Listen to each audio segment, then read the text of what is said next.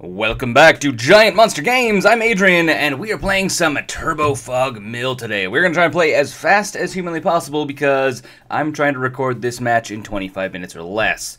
Otherwise, it's free. We cannot keep this. This is a lot of land. This is completely keepable.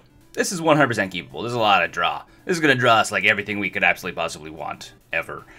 Yeah. So, Turbo Fog Mill, if you haven't seen this deck tech on the channel, because it is not on my channel, it is actually over at Blind Eye Gaming. You can actually take a sip over there.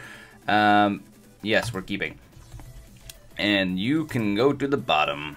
I don't have a need of another land because we will draw one with all this extra draw engine. Anyways, as I was saying, this deck is actually... Oh, Glacial Fortress. I gotta put that next turn. This deck tech is actually done over on Blind Eye Gaming. You can actually go... Or, sorry, not Blind. What am I saying? Behind Eyes Gaming is the channel that this is actually the deck tech. We actually did a video swap, so he actually made a deck for my channel, and I made a deck for his channel. So this is the deck that is over there. If you go take a look, and you can go take a look at the video he did on my channel if you go to my channel and take a look at it. Well, I say channel a whole bunch here, don't worry. To be honest, I haven't had coffee yet this morning, so I'm running about 3 steps behind my normal pace. But I'm trying to play games for you guys. That's important, right? So I'm not sure what our opponent is playing. Black. So we're going to assume that he's playing Mono Black Control because I played a ton of that the last couple days, especially with the live stream. So what are we doing here? We are going to play an island, play a Howling Mine, 1-2, go, and ship it to our opponent's turn. Be as quick as humanly possible here so I don't have to worry about wasting my time, and because I'm on a clock. Like, not only just the clock for MTGO, but I'm literally on a clock where I have to go to work. So, mind something or other? Let's open these up, by the way. What is this thing doing? So he's suspending it at the beginning of it. Okay. So he's suspending it, but what is the actual card do? Target player discards 3 cards. Oh, neat. Okay, well, that's, I think we're playing a version of 8-Whack. Oh, not 8-Whack, 8-Rack. Not Whack, Rack. As in, like, they're going to try and make us discard a whole bunch, and that's how they're going to actually, like, try and win the game, which, I hate to tell them, that's not really going to work out very well against our deck, because we're going to be drawing a lot. I'm not actually concerned about that at all, to be quite honest. And Mind Stab, so he puts 2 of them. He double Mind Stab, so we're going to discard 6 cards in a couple turns from here. Okay, well, that's good to know. And we draw, what do we draw? Ooh, Sphinx's Tutelage and Ethereal Haze. I like both of those cards. I think we're gonna Sphinx's Tutelage it up right now. And then next turn, before we have to discard our entire hand, we're gonna play a couple Howling Mines. Because then we'll get a whole bunch of triggers from Sphinx's Tutelage. Yes, this is the plan. This is the plan currently. So, really what this deck is trying to do, if you guys haven't seen the actual deck tech video, is we are trying to mill our opponent. We're trying to get them so they have 0 cards in their library, and then they have to draw a card. In order to do that, though, we need to have cards that are actually going to do what's called milling, which is basically putting cards in our opponent's graveyard. Always going to yield to this thing. So, Sphinx's Tutelage, example, when it triggers, our opponent puts the top 2 cards of their library into their graveyard. If they are, neither of them are lands, they do it again. So it's a really good way of just milling our opponent a whole bunch. And now we are going to just put in 2 more Howling Mines, and then we're going to draw a whole bunch, and this is going to trigger a whole bunch, and we're also going to draw a whole bunch of cards. I wonder if this is going to make our opponent scoop. It's going to go real quick. We're gonna make our opponent die real quick this way. Anyways, in order to do this, we also need to actually do... I can always yield to these. In order to do this, we actually need to be drawing cards as well. So stuff like Howling Mine, which is at the beginning of each player's draw step, they draw an additional card. So when we draw on our turn, we're going to draw our 1 card, plus now we're going to draw 3 more cards. So this is going to trigger a total of 4 times. So if they don't draw a bunch of lands, if they don't hit a bunch of lands, we're going to be putting a ton of stuff. So absolute minimum, we're putting 8 cards into our opponent's library, or from our opponent's library into their graveyard each turn right now. Ooh. Hypnotic Spectre. That's exciting. We can fog that thing until the cows come home, so I'm not too worried about it. Yeah, so that's basically what we're trying to do. We're just trying to mill our opponent until the end of days. The other thing is we're also giving our opponent a lot of draw. The one downside of like decks like this is you're giving your opponent a lot of cards as well, so it's completely possible that they will draw into answers, especially after sideboard. So that is something to keep in mind. Yeah. And do I have to select my opponent for every time? No, I don't. Okay, good. So our opponent puts a bunch of cards. What else do we want to do? Well, we could play another Sphinx's Tutelage, which is probably a good idea. I think it's a good idea. So let's put Sphinx's Tutelage into play. And then we're going to hold up the Eternal Haze, so we don't have to discard cards to this thing. And ship it to our opponent's turn. Playing quickly. Playing quickly. This isn't really a control deck, it's just a let's not do anything kind of deck. In reality, discard. We're going to discard everything. Well, if we're going to have to play... We might as well play it now. Might as well... If we're going to discard cards... I don't know if we're discarding cards yet. We may be discarding cards yet. Is this actually suspended? Oh, suspend 1. And this is also suspend... Oh, this is suspend 0. So, yeah. We are going to play it right now. Even though we're going to discard 3 cards, it doesn't really matter. And I think what we're going to do is I'm just going to pitch whatever. We're going to keep probably another Eternal Haze, just because it'll prevent this guy from attacking. Oh no, he's going to play both of them, so we're actually going to discard everything. So, 1, 2, 3, I guess. If we left up mana, we could have played Dawn Charm and countered it, but I wasn't too concerned about that. I'd rather get another Sphinx's Tutelage in play, because this is going to put... This is what? This is doing 8. This is doing 16. So we're doing a minimum of 16, so our opponent should be dead next turn. Because likely one of these is going to trigger more than once. Likely. And our opponent's drawing 4 cards a turn, so 16. So yeah, if one of these triggers twice, our opponent's dead next turn. I don't think our opponent realizes that I played a card that makes it so his creature doesn't deal damage. I'm assuming he doesn't. I'm assuming he didn't realize that. Oh well. Too late now. Okay, going to our turn. I'm assuming it's going to our turn. Unless our opponent has a way of getting rid of everything on our table. I believe our opponent is dead. This is the assumption I'm working off of. And we're going to have to... Ooh, target player discards a card. Sure, Dawn Charm. I'll keep up Eternal Haze. We're going to draw 4 cards. I'm not too worried about it. Mostly because we have a lot of mill stuff. We mill, and fog, and mill, and fog. And then mill a little bit more. And then fog a little bit more. I guess if we would have kept up Temple Bell in our hand instead of Eternal Haze, we could have actually guaranteed killing our opponent. Yep. Okay. And I don't have anything to force our opponent to draw right now. But we could just play Thought Scour. No, not even point. No point. Let's literally just ship it to our opponent's turn and they draw on their upkeep. Or die on their draw step, I should say. So yeah, that's going us to go to. This is us going to game 2. I cannot speak this morning, guys. I'm so sorry. I should really make coffee in the morning, like every day. I make coffee most of the time, but not every day. I feel like it's something I really need to do. Sure, 1, 2, 3, go, and the opponent dies. Our opponent mills themselves out. They are milled. Okay, our turn. Let's go to sideboard. Let's think about what do we need to go. So we're going against like a weird discard engine-y deck. So we don't want to be discarding too much stuff because that doesn't really play well into us. We could, in theory, play Witchbane Orb. I guess. And then we can actually take out some of these things. Dawn Charm we're going to leave in. Angelsong can come out. What else can come out? You guys come out. What else? Eternal Haze. Holy Days. We can take out 2 Holy Days. And do I need to put in... I could put in the Crypts. I don't know if they actually... I didn't really see a ton of stuff that's actually coming out of their graveyard other than Ravensong. Is it Ravensong? I think it's Ravensong. The Raven one that makes you discard a card and you can like discard a land and play it out of your graveyard, which is super cool. I think we need to get rid of 2 more things. 2 more things need to come out of our deck. What do I think they're going to be? Because I really do want the orbs, and I really do want the negates because they're going to allow us to like just counter the stuff that's going to be forcing us to discard, which is nice. I think we just take out 2 more Holy Days. I think that's really all it is. And run it back like that. Let's see how this goes for our opponent. Because our opponent is playing... it looks like our opponent is playing like a weird, like, not as effective version of 8-Whack. Or 8-Rack. Not 8-Whack. Not the Goblin one. The one where you discard and then take damage from not having a hand size. That's what it looks like. But I didn't see any racks in the graveyard. I wasn't paying that much attention, mind you. But I didn't see any racks or anything else that would be doing that kind of stuff to us. And I think we're going to keep this. It's not amazing. But, I mean, we can get Temple Bell. We have Negate, so we can actually potentially counter something that he's going to play. Also Dawn Charm. So these are both, like, basically countering spells that target us. So if he plays anything that targets us, we have counters for it. And I bet you it's the thing where we Raven's Crime? That's what I'm thinking of. Not Raven's Song. Oh, it's Mind Stab. Okay, so we're going to throw Mind Stab. So we're going to have to remember that that's going to be on the stack somewhere soon. In 3 turns from now, it'll be relevant. I think we just play Tranquil Cove and then ship it to our opponent's turn.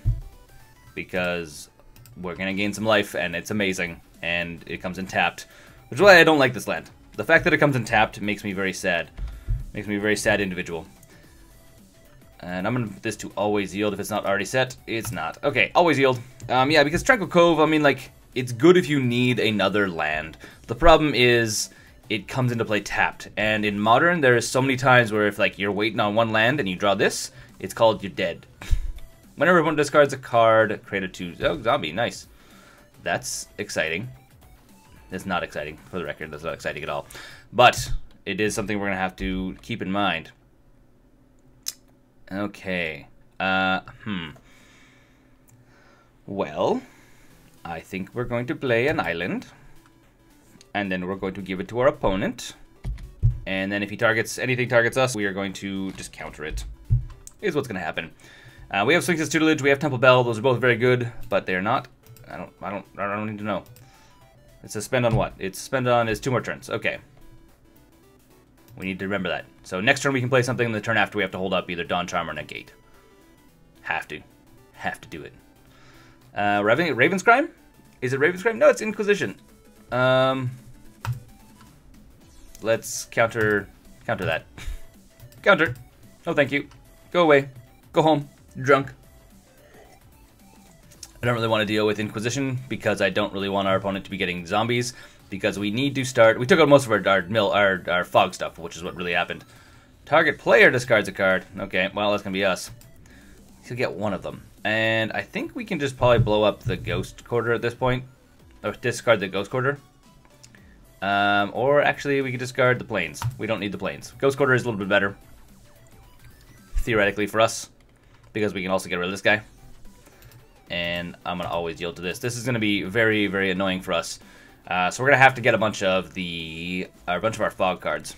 Hey, Liliana's Caress whenever we discard. So again, it is a different version of 8-rack because there's just better cards for when you're discarding. Because if our opponent has no hand, if we have no hand, cards like this do nothing. So compared to 8-rack, where the rack and the other one, which is I can't remember the name of it right now, deals damage based on how few cards you have in your hand. So they tend to be a lot better. Glacial Fortress, and I think we get our... I think we go like this. Because I would like to start milling our opponent sooner rather than later. We should be able to deal with this deck. I mean, again, a deck that is designed to make us discard a whole bunch against a deck that is designed to draw a whole bunch shouldn't be that big a problem. We should, in theory, be able to win off of it. Hold on. Whenever an opponent discards a creature card, oh my god, I thought this is whenever an opponent discards a card. Period.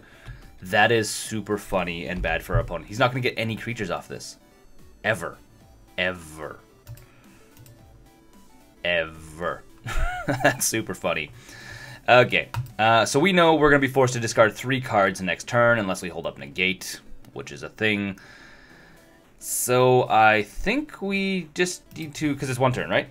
There's 1 counter on it, so his upkeep. So I don't really want to discard 3 cards, because I'd like Fraying Sanity. I'd also like Temple Bell. So we are literally going to just ship it to our opponent. Hey, he has Howling Mines in here. Oh, that's funny. Okay, I see what he's doing. Okay, so our opponent is doing the, like, let's discard a whole bunch of stuff and deal damage, because he's also forcing you to draw a whole bunch. That's it's a pretty neat, like, neat little thing. Neat idea. We can get rid of Eternal Haze. Yeah. So we take a little bit of damage from that. Sure, that's fine. We're going to negate his thing that makes us discard 3 cards, though. Which is going to be very funny. Watch how funny it's going to be, guys. Okay, so Mind Stab takes a counter off of it. Gets to play Mind Stab. So this is the suspend trigger. And now he can play it. Which he will play it. And then we will negate it. Check that out. Check it out. Remember that time I negated your stuff? Right now.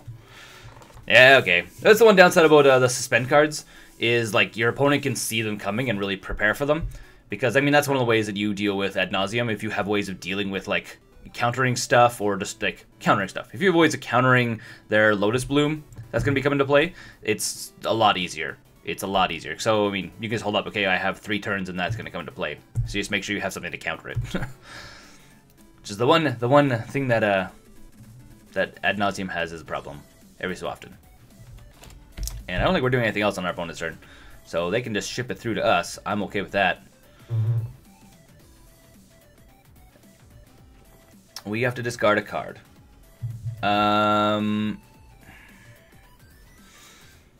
So, do we want to play Fraying Sanity? Fraying Sanity will mill our opponent faster, but Temple Bell will give us potentially more options, especially as their opponent's going to be forcing us to discard like every single turn.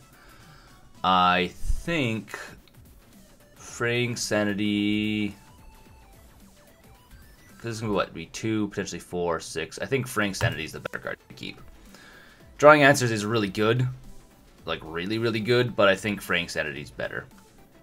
In our situation here. I think. Okay. Going to our turn.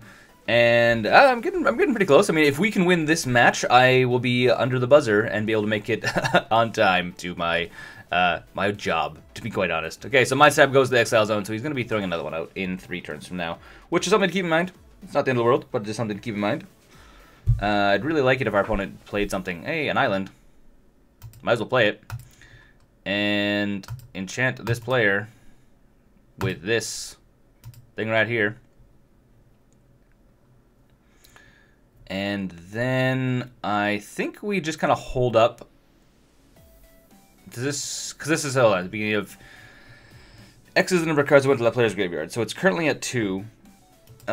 We can always Ghost Quarter his Forsaken what? Forsaken Sanctity. A Sanctity or Sanctuary? Sanctuary. Which means there's another card that gets put into his graveyard. Which this goes to 3. So there's a little bit more mill stuff that happens. And ship it to our opponent's turn. We're not doing anything else. If we eventually... I guess we could have saved that and then hopefully got to 6 and then do the draw thing here. I can always yield to this as well. Okay, so 6 cards went to our opponent's graveyard. Which is awesome. Awesome for us. So if it means whenever our opponent plays spells, because our opponent's playing a bunch of different spell stuff, as stuff goes to their graveyard, this just triggers and does more stuff. Smallpox, each player discards a card, sacrifices a creature, sacrifices a land. Neat. Okay. And loses a life. That doesn't really bother me at all, because it doesn't make me sacrifice enchantments, which is what I really do have. And Island go away, so I guess, yeah, Ghost Code or anything was probably a better bet. And I don't think that our opponent realizes, but that's 3 cards now in his graveyard. So, yeah, so that's going to mill him 3 at his end step, which is awesome for us. Which is very awesome for us. Our opponent just doesn't have, like, it doesn't have the way of dealing with it. Doesn't have the way of, like, dealing with the mill engine. And we draw a single card, which is unfortunate. Very unfortunate. Going to our turn. What is our opponent thinking? Our opponent's on their end step, so I don't know what they're thinking. Oh, maybe it's us. We're the one that's thinking. We are the ones thinking. And we have 3 mana, so we can play anything. Nice. Howling Mine. That is exactly what I'd like to be playing. Okay. F6 it. Ship it to our opponent's turn. I'm good. You can go. Go, gadget opponent. Okay. Shipping it to our opponent's turn. Seeing what they have to say.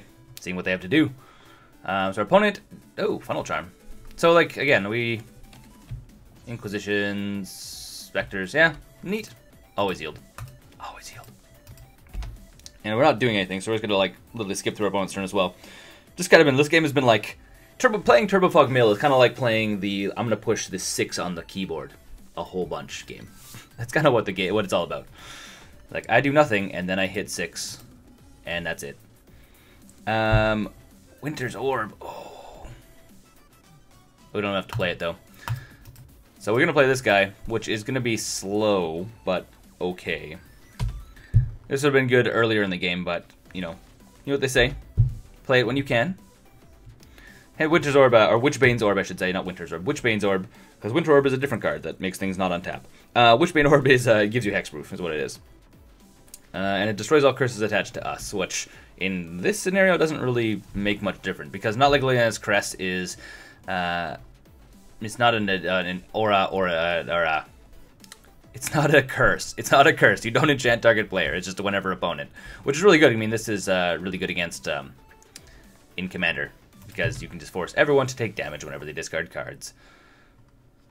Always yield.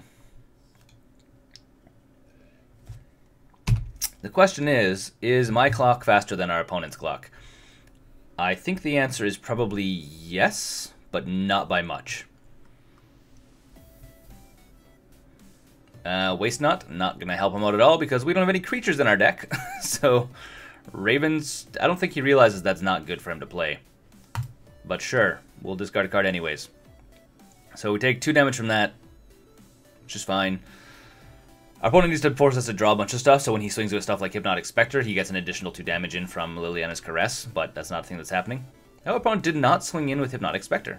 Interesting. Okay. Opponent. Opponent. Opponent. Always yield. Always yes. Always yield. Whole bunch of just like always yes, always yield, always yes, always yield. And we might be able to kill our opponent this turn. 8 cards. Sitting at 8. Yeah, our opponent's dead. Here we go. We'll make sure. We'll draw another card. Put 3 more cards in your graveyard. This will put up to 8, 9, 10, 11. So yeah, and as soon as you get this, as soon as you get Fraying Sanity in play, as long as you have some of your other draw or Mill Engine cards in play, your opponent's usually like dead in like 2 turns. Hey, sweet. Let's play Temple Bell, just for fun. Let's go like this. Let's totally like play with our opponent a little bit here. So we're gonna play Temple Bell. Let's draw another card. Each player draws a card. And what do I draw? What do I draw? Oh, all this other stuff is triggering. I get a Temple Bell. Okay, as soon as we ship it to our opponent's turn, our opponent's dead. So that's what's gonna happen, like right now. And the verdict is the winner of this this year's game is. I'm not even sure what I'm talking about there. Trying to make it sound like a show, like I'm a show host for like a reality TV series, but not really working very well. Okay, we're gonna ship it to our opponent's turn now. They're gonna do this thing where we discard a card, and then they're gonna discard a card, and we're gonna draw cards, and then they're gonna die. It's a sad day for our opponent, but I understand. I understand the predicament they're in. We'll discard this guy. We'll take a little bit of damage, and then our opponent draws a card and dies. So this has been Turbo Fog Mill. Hope you guys enjoyed this. Until next time, I'm Adrian. This is Giant Monster Games. Don't forget to go over to Behind Eyes Gaming and actually check out the deck tech if you want to see what this deck is all about. Until next time, don't forget to game like a giant monster.